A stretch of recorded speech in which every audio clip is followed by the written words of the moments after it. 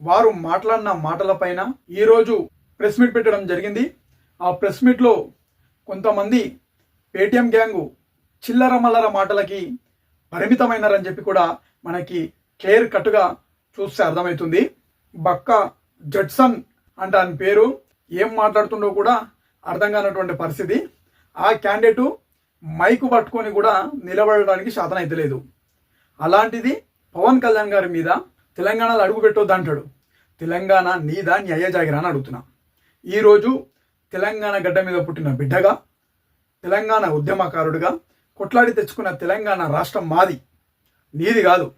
తెలంగాణ ఉద్యమ సమయంలో నువ్వు ఎక్కడ దాచుకున్నావు కూడా ఈరోజు తెలంగాణ ప్రజలకు చెప్పాల్సిన అవసరం ఉంది.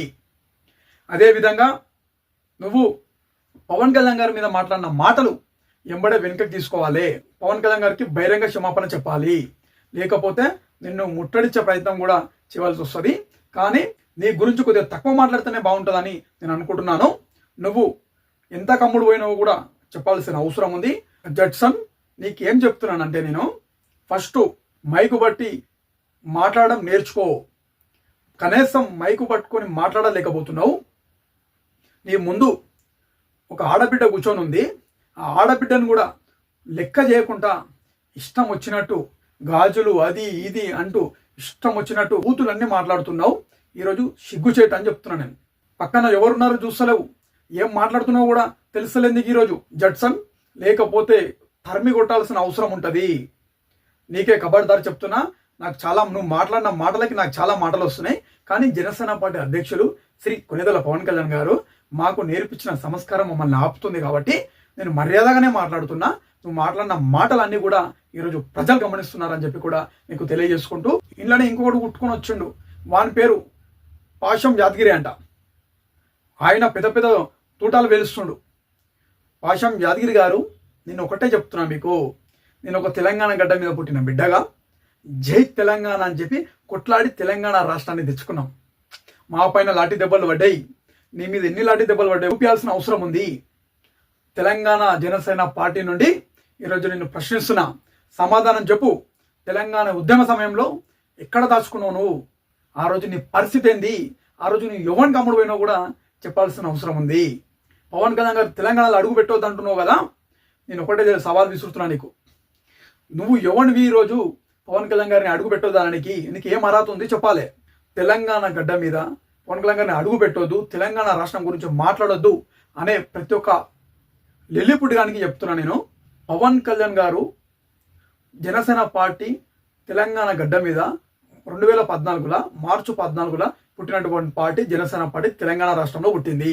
బాధ్యత తెలంగాణ గడ్డ మీద జనసేన జెండా ఎగురుతుంది. అవసరమైతే ప్రభుత్వాన్ని కూడా తీసుకొచ్చే విధంగా జన సైనికులము కార్యకర్తలను కూడా పనిచేస్తున్నాం. ఈరోజు పవన్ కళ్యాణ్ గారి గురించి తెలంగాణ అంటే పవన్ కళ్యాణ్ గారు తెలంగాణకు రావద్దని చెప్పి సవాల్ విసురుతున్న మేధావులకు చెప్తున్నాను నేను. ఈరోజు పవన్ కళ్యాణ్ గారు తెలంగాణ రాష్ట్రంలో హైదరాబాద్ మునిగినప్పుడు ₹1 కోటి విరాళాలు అందించిండు రాష్ట్ర ప్రభుత్వానికి, తెలంగాణ రాష్ట్ర ప్రభుత్వానికి.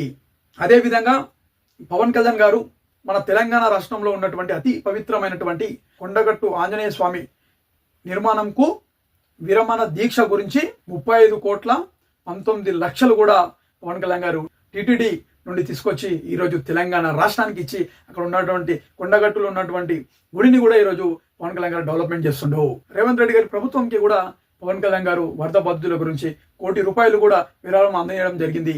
ఇవన్నీ ఇచ్చినప్పుడు ఈ తెలంగాణ రాష్ట్రంకి ఇప్పటి వరకు ఎన్నో ఇచ్చిండు, కానీ మీకు చెప్పాల్సిన అవసరం లేదని షార్ట్ కట్లో చెప్తున్నాను మీకు.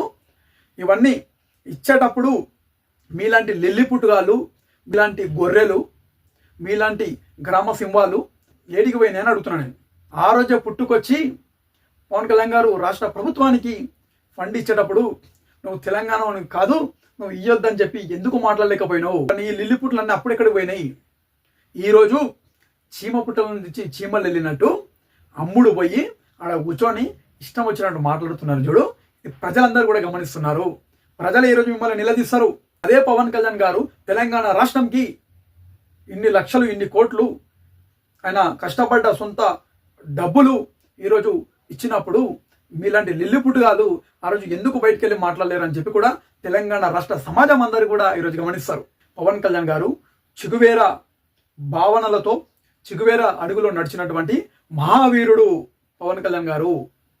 మన తెలంగాణ గడ్డ మీద మన గద్దరన్నకి ఇష్టమైనటువంటి వ్యక్తి పవన్ కళ్యాణ్ గారు. మీరు ఈరోజు గద్దరన్న పేరు తీసుకుంటున్నారు కదా, మీకు గద్దరన్న గురించి మాట్లాడే అర్హత కూడా లేదు. మీరంతా చిన్న చిన్న లిల్లిపుట్లు. మీరు ఒక్కసారి గతం ఆత్మవిమర్శన చేసుకోండి. పవన్ కళ్యాణ్ గారి కింద మీరు కాలు గోటికి కూడా పనికిరారు. పవన్ కళ్యాణ్ గారి గురించి మాట్లాడే స్థాయి కాదు మీదని చెప్తున్నాను ఈరోజు నేను. పాశం యాదగిరి కావచ్చు, బక్క జడ్సన్ కావచ్చు, పృథ్వీ కావచ్చు, ప్రతి ఒక్కరికి చెప్తున్నాను ఈరోజు నేను. మీ స్థాయికి తగ్గట్టు మాట్లాడితే బాగుంటుంది. స్థాయిని కాపాడుకోండి. నువ్వు మాట్లాడిన మాటలు అన్ని నేను మాట్లాడొచ్చు, కానీ మా జనసేన పార్టీ అధ్యక్షుడు పవన్ కళ్యాణ్ గారు మాకు నేర్పించిన సంస్కారం అది కాదు.